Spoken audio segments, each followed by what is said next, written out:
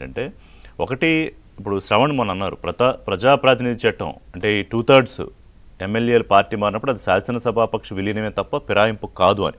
దాని మీద చాలా చర్చ జరిగింది, జరుగుతోంది. మీరు కొన్ని ఇంకా కోర్టులో కూడా కొన్ని ఉన్నాయి. కానీ అదేంటంటే ఒక సక్సెస్ఫుల్ ప్రాక్టీస్ లాగా అయిపోయింది. ఎందుకంటే గత 2 సందర్భాలు మీరు చేశారు కాబట్టి. కానీ ఇప్పుడు అవకాశం తీసుకోవడానికి లేకుండా కాంగ్రెస్ హైకమాండే ఏదో కాస్త బార్ పెట్టింది కాబట్టి ఏదో ఆగారని, ఎందుకంటే గతంలో బీఆర్ఎస్ చేసిన ప్రాక్టీసే మనం ఎందుకు చేయాలి అని అదొక ఆప్షను. రెండోది వారు చెప్పింది ఇంకా సుప్రీంకోర్టు తలుపు తట్టే అవకాశం ఉంది స్పీకర్కి. ఇది కాకుండా ఎన్నికలే వస్తాయన్న కాన్ఫిడెన్స్ ఏంటి మీకు?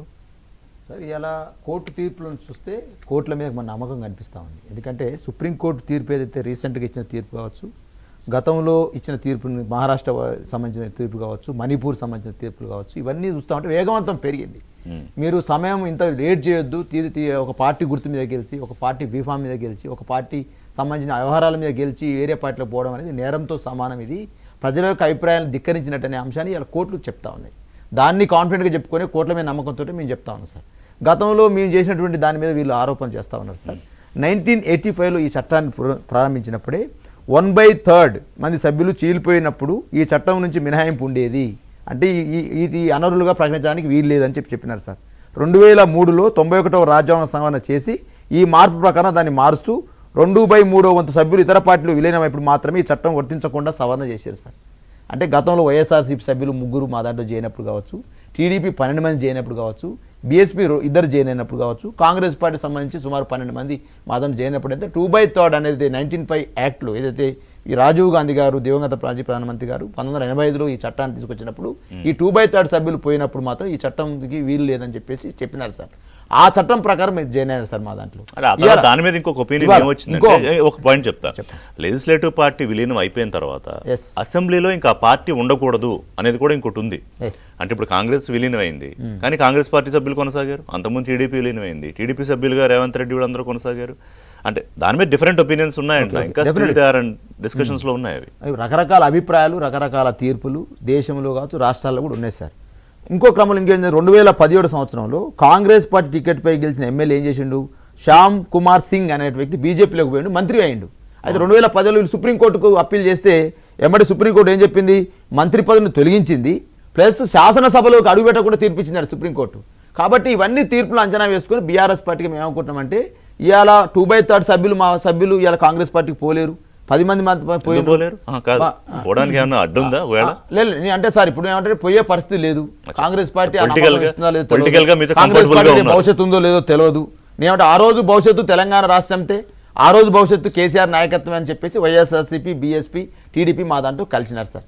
కాంగ్రెస్ పార్టీ కూడా ఇన్ని రకాల ఇబ్బందులు ఎందుకు లేదు, ఇవాళ అసలు పార్టీ విలీనమా లేదా అనే చర్చ కాదు కదా, అన్న చర్చ నడుస్తుంది కదా తెలంగాణలో. సార్ ఏమంటే బారు తెరిచిర్రు, డోరు తెరిచిర్రు, ఓపెన్ చేసిర్రు, లాకులు వేసి తీసిర్రు, ఎవరు పోయే పరిస్థితి లేదు సార్.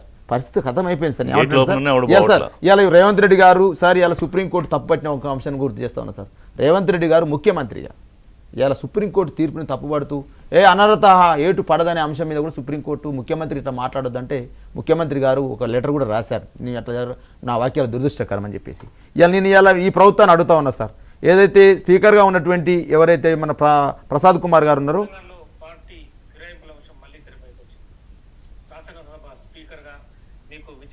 మైక్ దగ్గర పెట్టుకోండి, ఫోన్ మైక్ దగ్గర ఉండాలి, మీ మైక్ దగ్గర. ఈ పార్టీ ఫిరాయింపులను తీవ్రంగా వ్యతిరేకిస్తున్నాం. ఎందుకంటే ప్రజాస్వామ్యంలో ప్రజల తీర్పును బట్టి ఏ పార్టీ నుంచి నిలబడితే ఆ పార్టీలో గెలిచిన తర్వాత ఆ పార్టీకి అండదండలు. ఇది సార్ రిషి గారు, మీరు సీనియర్ జర్నలిస్ట్, మేము కూడా విద్యార్థి రాజకీయాల నుంచి రాజకీయాలకు వచ్చిన వాళ్ళం. ప్రసాద్ కుమార్ గారు ఏదైతే చెప్పినారో ఈ వాక్యాలని డెఫినెట్గా బీఆర్ఎస్గా మేము స్వాగతిస్తా ఉన్నాం. స్పీకర్ గారు మీరు రిక్వెస్ట్ చేస్తున్నాం ఏబిఎన్ ద్వారా, దయచేసి మీరు పార్టీ ఫిరాయింపులకు మీరు వ్యతిరేకం కదా, మీకు ఇవాళకి అవి 20 నెలలు సార్. సార్ ఏమంటారు సార్, ఇవాళకి 14-15 నెలలు సార్ వీరికి ఇచ్చి మేము అప్లికేషన్ ఇచ్చినాము. కొన్ని రోజులు ఏమో 7 నెలల మా కాడికి చేరలేదని కొన్ని రోజులు, నోటీస్ అందలేదని కొన్ని రోజులు ఎమ్మెల్యేలు రాజకీయాలు మనం మాట్లాడుతున్నప్పుడు స్పీకర్ ఆయన స్థాయిలో విడిగా చెప్పారు. స్పీకర్ అయిన తర్వాత కాదనుకుంటా, స్పీకర్ గా అడిగారు సార్ వారు, స్పీకర్ తర్వాత స్పీకర్ అయినాక ఋషి గారు ఏమంటారు. కానీ రాజకీయాలు దృష్టిలో పెట్టుకున్న తర్వాత ఇందాక సత్యం గారు ఒక మాట గుర్తు చేశారు, ధన్ఖడ్ స్టేట్మెంట్ని కోట్ చేశారు స్పీకర్ ఆఫ్ తెలంగాణ అసెంబ్లీ అన్నప్పుడు. అప్పుడు మరి కాంగ్రెస్ పార్టీ ఆలోచన ఏ రకంగా ఉంటుందని కూడా అర్థమవుతుంది. మా అంచనా ప్రకారం అయితే సార్ డెఫినెట్గా ఈ ఫిరాయింపుదారుల మీద డెఫినెట్గా 2/3 పోలేరు కాబట్టి అనర్హత వేటు పడద్దు అనేది మా నమ్మకం.